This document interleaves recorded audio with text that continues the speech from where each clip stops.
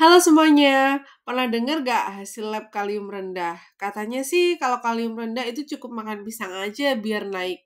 Tapi bener gak sih? Apakah pisang doang itu cukup? Dan apa aja makanan lain yang bisa bantu naikin kalium secara alami ya? Tenang, di video ini kita bakal kupas tuntas. Simak sampai akhir ya, karena aku juga kasih daftar makanan tinggi kalium selain pisang. Jangan lupa like, subscribe, dan follow aku di Instagram @nindiatw. Dan jangan lupa subscribe YouTube aku ya, biar kamu nggak ketinggalan info gizi dan gaya hidup sehat lainnya. Kalium rendah, harus makan apa? Bagaimana perhitungannya? Nah, ini aku akan memberi studi kasus gizi yang sering kita temui saat bertemu dengan pasien. Nih, begini kasusnya. Nih, nah, satuan kalium yang umum digunakan dalam hasil laboratorium adalah milimol per liter atau mili ekivalen per liter atau biasa disebut mg per liter gitu. Nah, begini ceritanya. Aku punya pasien, namanya ini Pak X. Dia hasil labnya itu ternyata kadar kalium dalam tubuhnya hanya 2,9. Berarti rendah. Nah, untuk meningkatkan sampai batas normal, harus makan pisang berapa dalam satu hari? Nih, hitungannya seperti apa? Gitu yang aku maksud.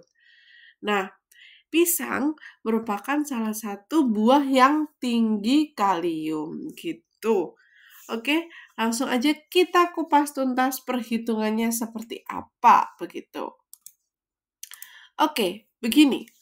Yang pertama, kita harus tahu batas normal kalium itu berapa. Nah, rentang normal kalium darah itu 3,5 sampai 5.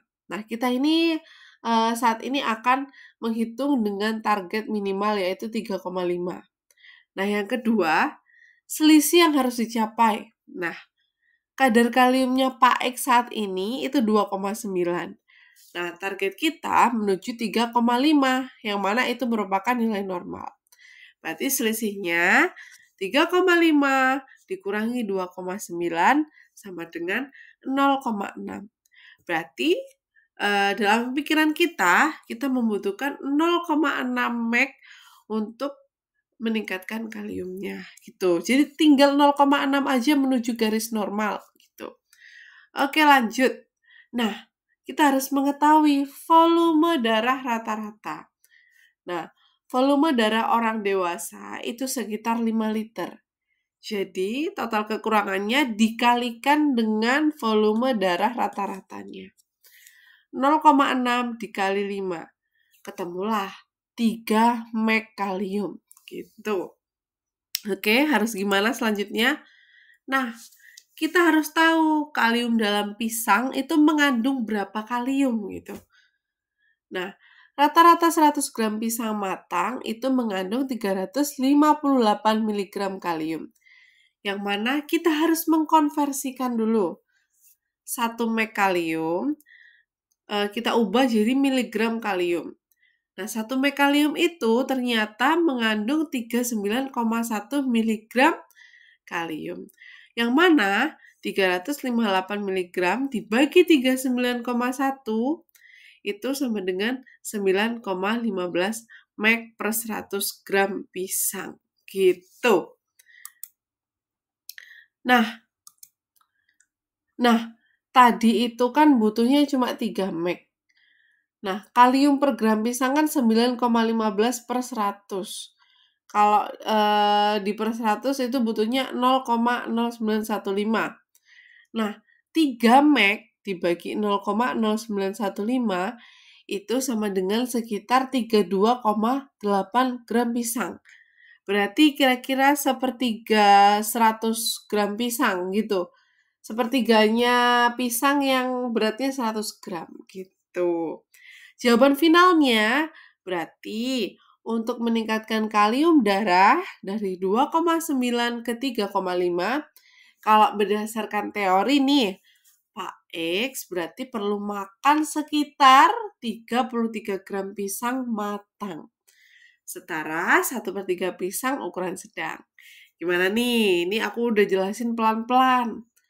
Kalau misalnya kalian bingung, bisa kalian back ya teman-teman.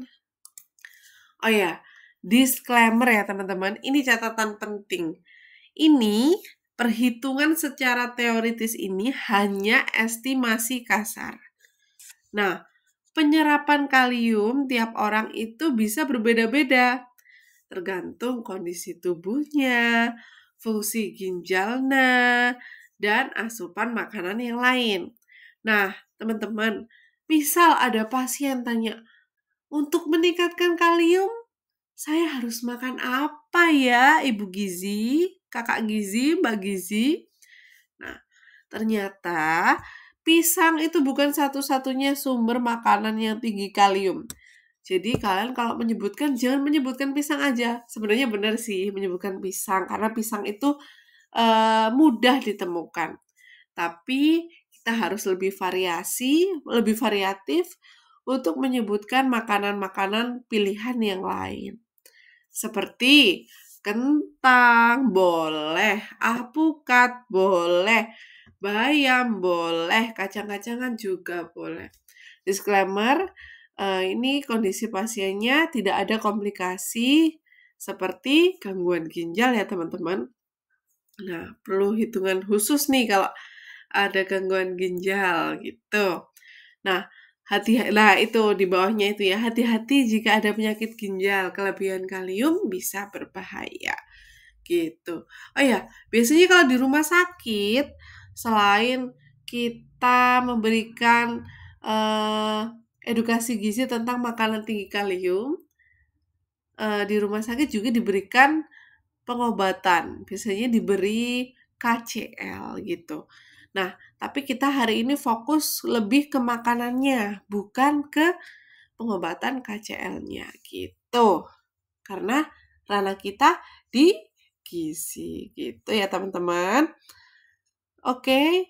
Oh ya, selanjutnya kalau kalian gimana nih kalau misalnya ada orang sedang kaliumnya rendah, berarti berapa nih yang kalian edukasi? Makan pisangnya berapa kali sehari? Yang betul adalah berapa?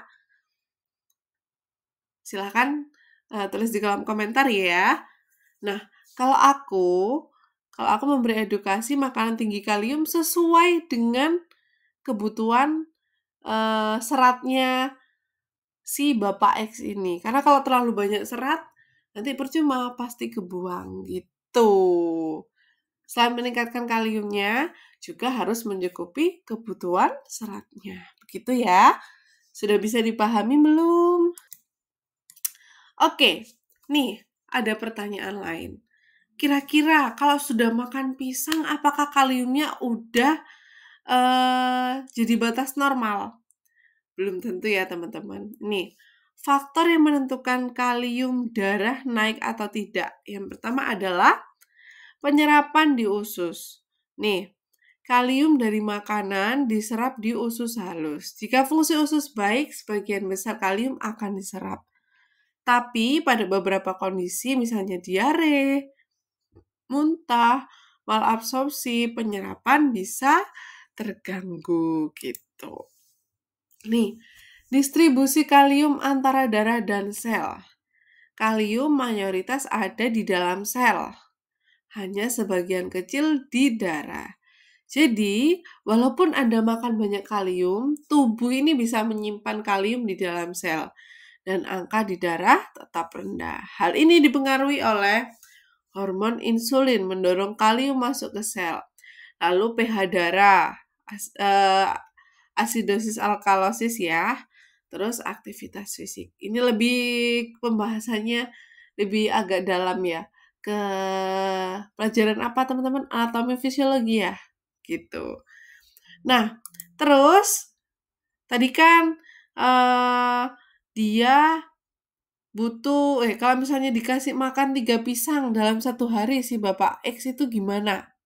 Nih, 1 pisang sedang itu kan mengandung 9 mg kalium. Kalau 3 pisang itu mengandung 27 mg kalium. Nah, apakah bisa naik dari 2,9 jadi 3,5. Nah, ini malah menjauhi kebutuhan tambahan gitu. Kan dia kan cuma butuh 3 meg. 3 meg itu tadi hasilnya kan sepertiga pisang.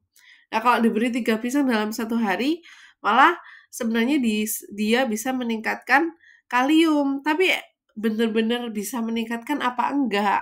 Nih, ternyata belum tentu gitu ya teman-teman. Jadi pemberian pisangnya cukup sesuai dengan kebutuhan serat saja gitu.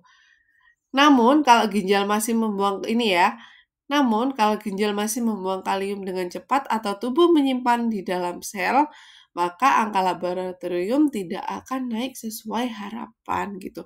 Makanya, tidak hanya dengan makanan tinggi kalium, kita kolaborasi dengan perawat untuk memberikan KCL. Perawat dan dokter ya teman-teman. Kesimpulannya, makan 3 pisang bisa membantu, tapi tidak menjamin langsung naik ke 3,5 meg gitu teman-teman. Harus dilihat juga fungsi ginjal, obat yang diminum, dan kondisi tubuh lainnya. Lalu, bila kalium tetap rendah meskipun sudah makan tinggi kalium, sebaiknya konsultasikan ke dokter untuk evaluasi lanjutan, terutama fungsi ginjal dan hormon. Begitu. Sudah paham belum? Oke, aku mau nyebutin nih, selain pisang, makanan apa yang tinggi kalium yang bisa meningkatkan kadar kalium dalam darah. Selain pisang, kalian juga bisa menyebutkan ke pasiennya seperti bayam rebus, kentang rebus, alpukat, air degan, ubi rebus, kencang merah, tomat kering, salmon, pisang, yogurt juga boleh karena bagus ya teman-teman. Dan mudah didapatkan gitu. Oke, sampai sini. Jadi itulah penjelasan tentang pisang dan makanan tinggi kalium dari sisi gizi. Tapi tentu saja kondisi tiap orang itu beda-beda ya. Kalau kalian punya pengalaman atau info dari sisi medis atau obat-obatan, boleh banget sharing di kolom komentar. Jangan lupa subscribe, like YouTube ini. Buat dapetin info kesehatan dan gizi lainnya, jangan lupa aktifkan lonceng kalian. Sampai ketemu di video selanjutnya. Semoga bermanfaat. See you. Bye-bye.